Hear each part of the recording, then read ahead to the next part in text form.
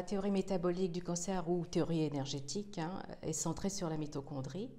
Donc cet organique intracellulaire qui produit dans les conditions normales la majorité de notre énergie sous la forme d'ATP, à environ 85%, grâce à une machinerie dont elle dispose, qui est située dans sa membrane, qu'on appelle phosphorylation oxydative.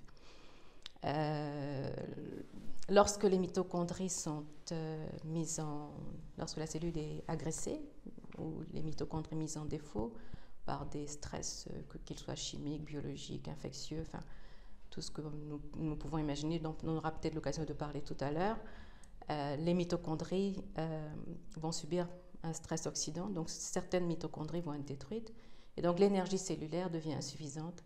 Et dans ces conditions, les mitochondries peuvent décider de déclencher le processus de mort cellulaire programmée qu'on appelle apoptose, ou dans d'autres circonstances, elles peuvent décider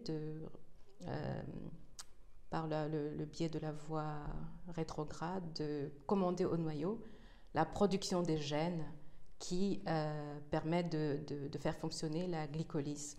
Et c'est ce qu'on appelle la glycolyse aérobie, du coup, ou l'effet Warburg. Et donc, lorsque la cellule dépend de la glycolyse aérobie, l'effet Warburg, elle prolifère. Donc, c'est ça, en fait, qu'on appelle l'effet Warburg. Mais cet effet Warburg n'est pas spécifique de cancer, puisque pour qu'un cancer puisse s'établir, il faut aussi qu'il y ait une défaillance du système immunitaire.